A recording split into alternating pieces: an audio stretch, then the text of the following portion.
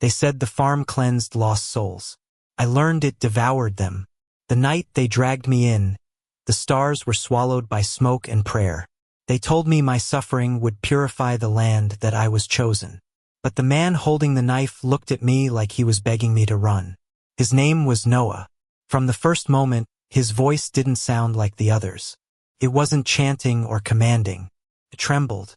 There was something human hiding behind the devotion, something fragile. I didn't know it yet, but Noah was already planning my escape even as he pretended to lead my death. The cult called themselves the Children of the Harvest, and their farm was more than just a patch of soil. It was a labyrinth of faith and madness. They believed every 7 years, the land demanded a sacrifice, a vessel, to cleanse the sins of the world. I was that vessel, chosen because I was a drifter, because I had no one who would come looking. But Noah looked at me like I mattered. The first time he came to my cell, a wooden shed that smelled of hay and rust, he brought food. I didn't eat it. "You'll need your strength," he said softly. I spat at his feet. I wanted him to hate me, because hating was easier than hoping. He didn't flinch. Instead, he whispered, "I don't want to do this. You have to trust me." Trust. That word burned worse than hunger. But the way his hands shook as he untied my ropes for the first time told me he was telling the truth. He wasn't just another believer. He was trapped, same as me, just in a different kind of cage. Days bled into nights. The air was thick with smoke and hymns. Noah would sneak in after the evening rituals, pretending to check on me, sometimes bringing a blanket, sometimes just silence. It was in that silence that I began to notice small things, the way his lips pressed together when he hid a smile, the scar near his wrist that looked like an old rope burn, the exhaustion behind his faith. One night, during a storm that rattled the barn walls, I asked him, "Why are you still here?" He didn't answer for a long time. Then he said, "Because I once believed I could save them. Now I'm just trying to save you." Lightning cut across his face. In that flash, I saw it, the raw pain of a man torn between duty and love, faith and guilt. The rituals grew closer. They painted symbols on my skin, tied me in white cloth, called me the seed. I felt less like a person and more like a ghost waiting to be erased. But Noah, every time his hand brushed against mine, I felt something real anchor me to life again. It wasn't supposed to happen. Love wasn't supposed to happen here. One dawn, as mist rolled through the fields, he led me outside, said he wanted me to feel the air one last time. The corn stretched endlessly, dew glistening like tears on its leaves. He stood behind me, his breath trembling against my ear. "I can get you out tonight," he whispered. "There's a truck that comes for supplies. You'll take it. You won't look back." "And you?" I asked. He smiled, that kind of broken smile that's worse than crying. "I'll stay. They'll know someone helped you. If they think it was me, at least it won't be someone else." I turned to face him, then really see him.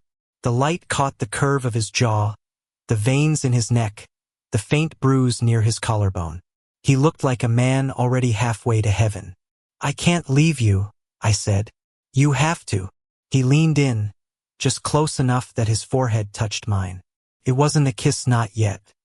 Just the ghost of one trembling between us. "If you die here, Eli, then none of this meant anything." His voice cracked on the word anything. That night, everything went wrong. The storm returned, fiercer than before. The chants rose from the barn, torches flickering in the wind. They came for me early, dragging me through the mud as I fought against their hands. Noah followed behind, his mask of calm slipping.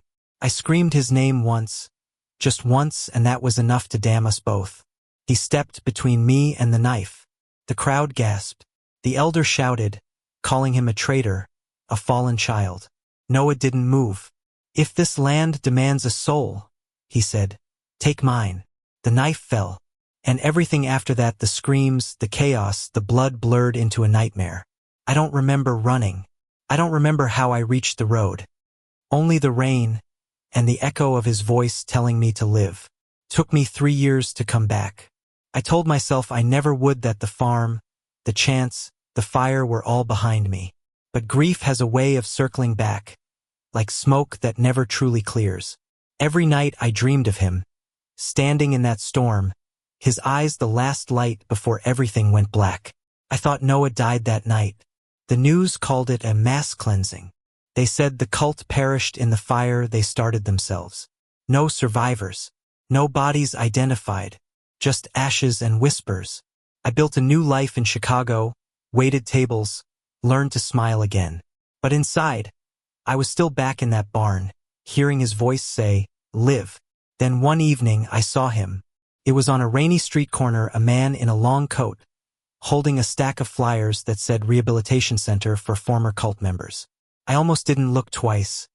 But then he turned, and the world just stopped. The scar on his wrist. The eyes that never forgot. "Noah." He froze.